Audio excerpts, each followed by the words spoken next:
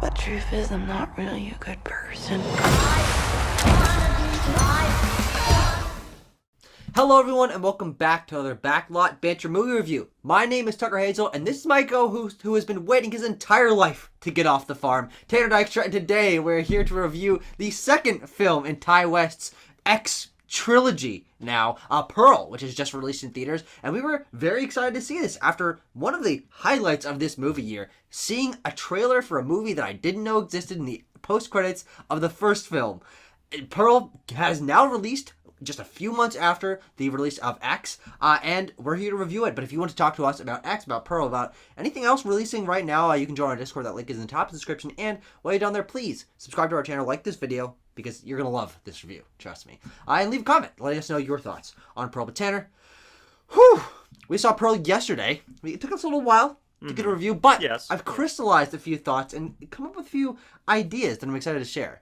Give me your thoughts on Pearl. Tucker, I think that the movie Pearl is a fantastic vehicle for Mia Goth, first and foremost, but also I think it's so cool, so stylish, harkening back to the golden age of Hollywood, in which, 1918, it's sort of the early ages of golden Hollywood, but in which it is set, the transitions, the color, almost technicolor sort of color grading that's going on here, everything sort of compiles on to be a very interesting direction in product that Ty West and Mia Goth both gave us, delivered to us. Yeah, you say product, but I actually say that this movie is very detached from what you expect from a Hollywood vehicle. And I think that is one specific reason, is because this movie had basically no reason to exist. It was not financially incentivized to be made because X had not even been released when this movie was already filming. It feels entirely like a creative endeavor, very small budget, very personal feel, and Ty West and Mia Goth just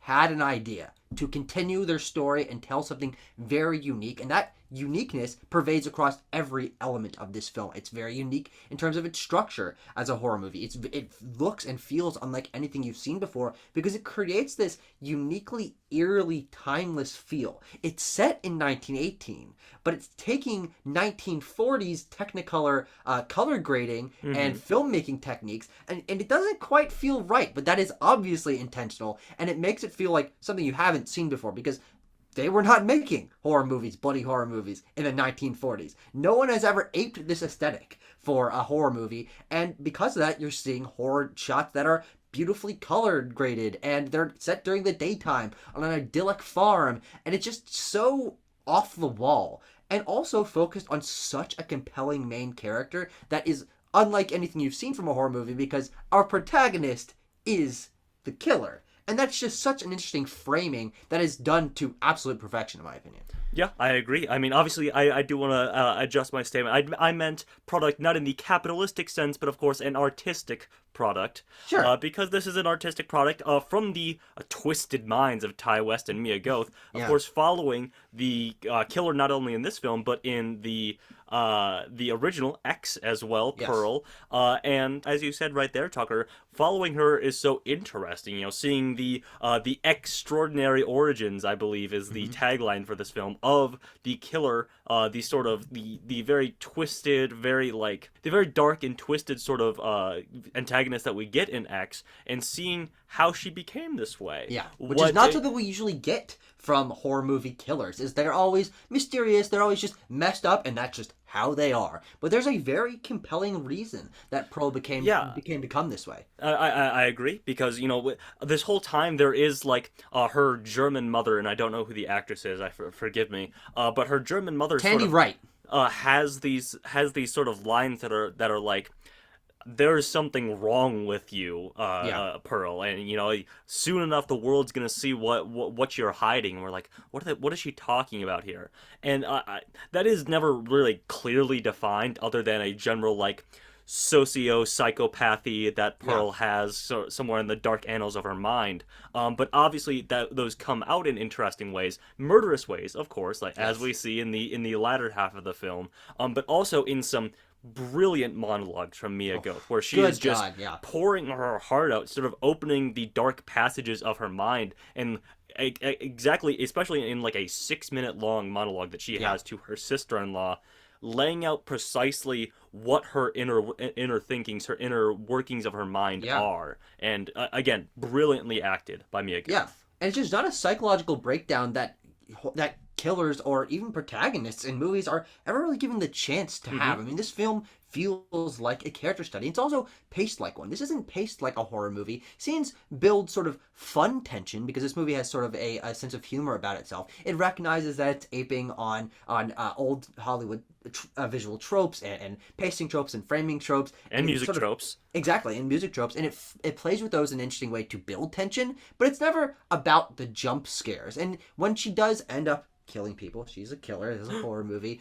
it's never from the shadows. It's never done in a dark way, and being able to understand her psychology and sort of just go along with the ride with her makes her a very compelling character, and also because it's playing with really unique themes that we don't really see discussed in film, which is sort of the repressed sexuality of women back in this time period. And it's placed during World War I when her husband is away at war, and that we sort of get to break down how this is impacting her psychologically and socially as a woman in this time period, and how that's impacting her sexuality, as we saw from X, that Pearl is jealous of the sexual escapades of the characters in X, and she has this murderous tendency that's sort of boiling underneath her the entire time here, and we sort of get to see that come to light in really interesting ways through very unique themes that it talks about. Yeah, I absolutely, Tucker. But I think what's even more interesting there is you brought up obviously the sexual sort of tensions, the sexual themes that are present in X and somewhat in this.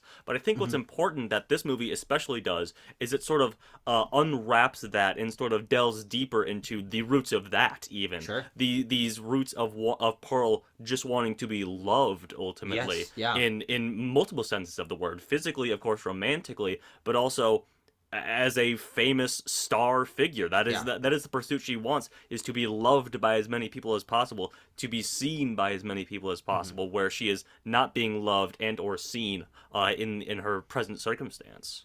Yeah, and she's just a well fleshed out character from that regard. You know her drives just from the get-go. And you also know where she's going to end up. And that sort of gives this movie a really unique tone, having seen it after we see X. We know she's not getting away from this farm. No. She's there when she's in her 80s or 90s or however much later it is. And that sort of makes you feel like, oh man, this is all going south. Nothing is going to come up Pearl. And of course, she kills people, and I don't want things to come up Pearl in that way. But even when she's happy, and you're getting a fun performance from this girl in a little cowgirl get up, and she's skipping around the farm. It's like, no, she's gonna still be here decades and decades later, and it's just it's dark and twisted in that way, but it never really plays on that. It's sort of a understood expectation that we have as audience members. The other thing I want to talk about with this film thematically, which I think is a really inspired creative choice, is paralleling the 1910 Spanish influenza with the modern COVID pandemic, which sort of gives this a modern relatable edge, because we all know what it's like to social distance and make sure you're wearing masks and being a little bit worried about the germ, as they refer to it here.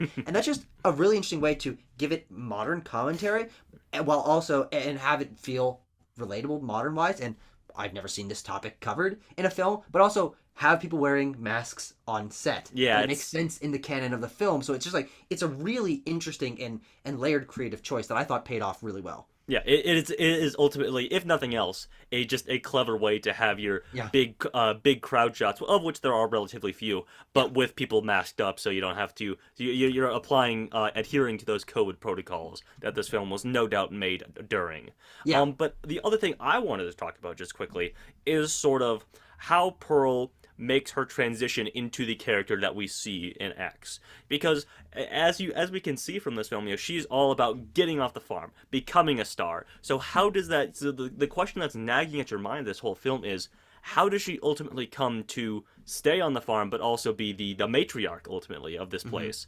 And it comes about very interestingly, of course, with the penultimate, or I guess the ultimate, her audition scene before this very podunk sort of table of 3 or 4 people in a small town church and stuff like that. But she is pouring out her heart. She does the best dancing that she ever does by her own description. and she loses. Yeah. And then that is a full psychological break there, which then, of course, leads into the monologue that I was talking about, but ultimately leads into Pearl's change of mind, where she's like, which brings about a line that her mother says earlier, which is doing the best with what you have, not wanting for anything else. And that is a very interesting psychological break for our character that puts her in the place that we see her in X. Yeah, and it's watching her come to this realization and watching her break down over the course of the film, because for the majority of the film, while she's pushing against her parents and societal expectations and striving for her goals, she's mostly doing it with a smile on her face. And she's got a hope and a dream, and she thinks she's going to end up there. Because she's a very confident person. And watching her break down makes her probably the most relatable killer character I've ever seen.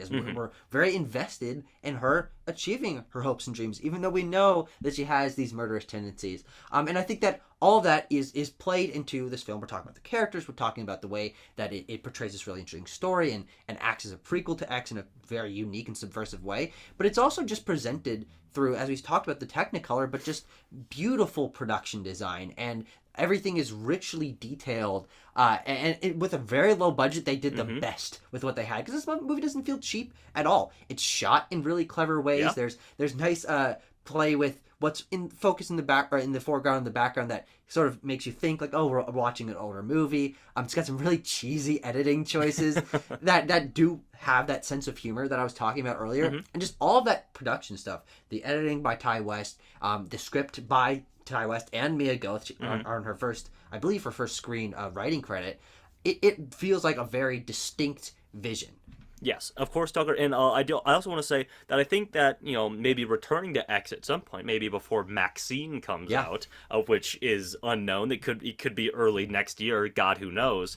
I think it just got greenlit by A24, so I think they still have to film that. But regardless, I think these films are mutually beneficial in ways that good prequels and sequels and subsequent films in a series should be. Not everything is mutually beneficial like X and Pearl, and hopefully Maxine will be. Yeah. And I can't wait to see where they take these themes, these characters in Maxine, which will ultimately be set in like the over-the-top, audacious, very exploitative 1980s in Hollywood, of course. Yeah, so that'll be very cool to see. And I think you're right about these two films. They have a unique interplay, and you can absolutely watch these in any order that you want and get just as much out of them, no matter what order. Like, I've never experienced that with a pair of films before, or ones that are sequentially in a series, but because of the way that this was framed, it's great either way. Yeah. Tucker, what are you going to give the film Pearl out of 10?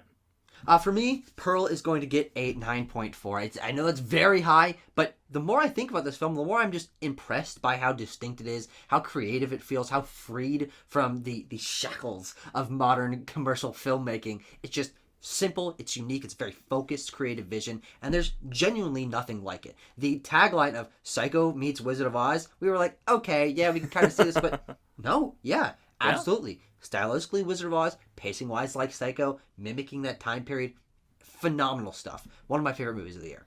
I'm going to give this one an 8.3 out of 10. Tucker, I believe you had a comparison that you wanted to draw just before we wrap up here. Yeah, so I was sitting there thinking about this film stylistically and, the setting and stuff like that. I'm like, Ty West, I know exactly where he came with this idea. He was sitting there, he was getting an eyesight test. And he was looking to that little machine that puffs the air at your eyes, and he saw that little farmhouse down in the distance. He's like, what if we set a horror movie there? And he did, and fucked up shit happens here. And I came up with that. I love it. Ty West, you're a genius. No one else has ever set a horror movie in that eyesight farmhouse, but thank you for doing it. Ty West, I know you're a fan of the show, so comment down below if you indeed did get the idea for this trilogy of films from going to the Eye Doctor, or let us know in the Discord. That link is in the description for Ty West and for all of you beautiful viewers. Yeah. But until then, we'll see you next time.